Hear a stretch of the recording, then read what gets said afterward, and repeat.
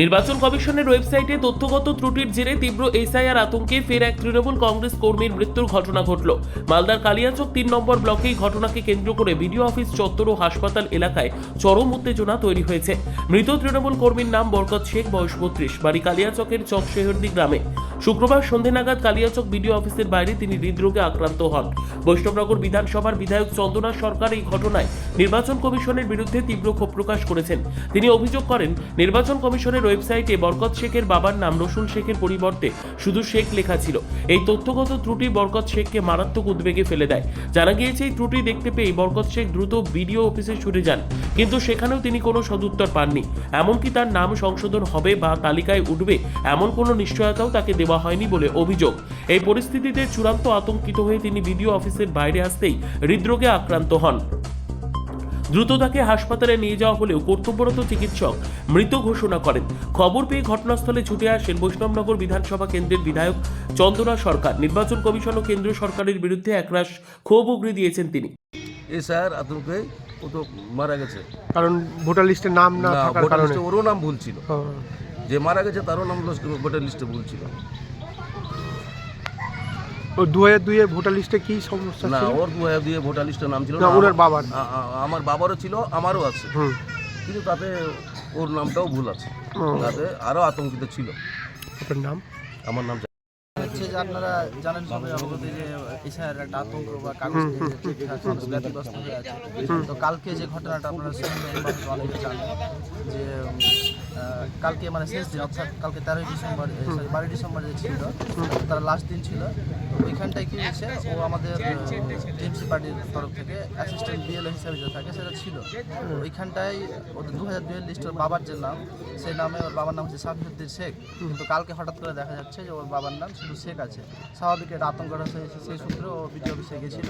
এখানে যারা BDO office কিংবা ধরেন ইলেকশন ডিপার্টমেন্টের যারা সুপারভাইজার বা আরও যারা পদোন্নতিকার লোকগুলো আছে তাদের সঙ্গে কথাবার্তা বলেছে যে হ্যাঁ এরকম হঠাৎ করে এই সমস্যা। আমার তো অলরেডি 2002 মানে বাবার নাম সাফিউদ্দিন শেখ, এখন হঠাৎ করে শেখ কেন, এটা তো মেনে নেওয়া যায় না। এই নিয়ে ভিডিওর কাছে যে আপনি এটা সুরাহার ব্যবস্থা করে দিন, আমাদের কী করতে হবে বা কী করতে হবে না, উনি হয়তো স্যাটিসফাই যে অ্যান্সারটা সেই অ্যান্সারটা দিতে পারেনি, যার জন্য হয়তো বাকবিতর্ক হয়েছে। এবার বলছে আমার তো এখানে কিছু করার নেই, তুমি ইলেকশন কমিশন দিল্লি চলে যাও মুখে এসে।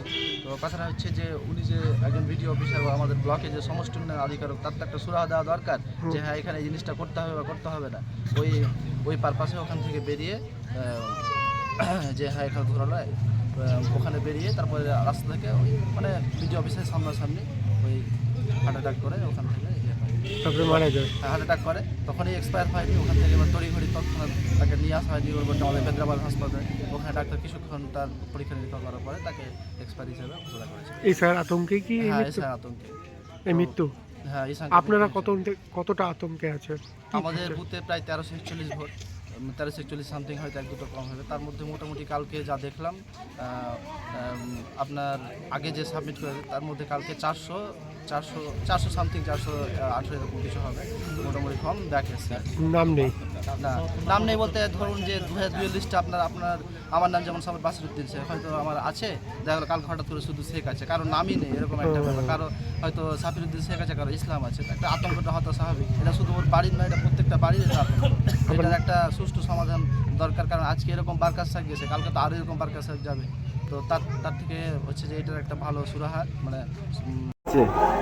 আপনারা জানেন যে বিজেপি এক চক্রান্ত করে আমাদের রাজ্যে এসআইআর করেছে, এটা আমরা সকলেই জানি। 4 তারিখ থেকে প্রতিটা মানুষ উদ্বেগে আছে এবং গতকাল থেকে প্রচুর বুথ থেকে কয়েকশো মানুষ আমাকে ফোন করেছে যে আমাদের নাম বাদ গেছে, 2002 সালে তাদের নাম আছে, কারো বাবার নাম আছে, তো তারপরেও তাদেরকে নোটিশ পাঠানো হয়েছে। এবং বর্তমানে যে বুথ থেকে ঘটনাটা হয়েছে সেখানে 4টে বুথ মাইনরিটি বুথ, 4টে বুথ থেকে প্রায় 2000 মতো লোককে ইচ্ছাকৃতভাবে তাদের নাম বাদ দেওয়ার চেষ্টা করছে এই নির্বাচন কমিশন।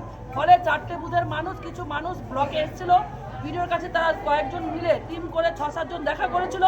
ভিডিও বা পাও সাহেব সেভাবে তাদেরকে আশ্বস্ত করতে পারেনি, ফলে তারা টেনশনে ছিল। বেরিয়ে এসে বিডিও অফিসের ঘর থেকে বেরিয়ে এসে আমার একজন বিএলও হার্ট অ্যাটাক করেছে এবং তিনি এখন বর্তমানে হাসপাতালে আছেন। এখন ডাক্তারবাবু ওনাকে মৃত বলে ঘোষণা করলেন। এটার বিরুদ্ধে আমরা আগামীতে সোচ্চার হব।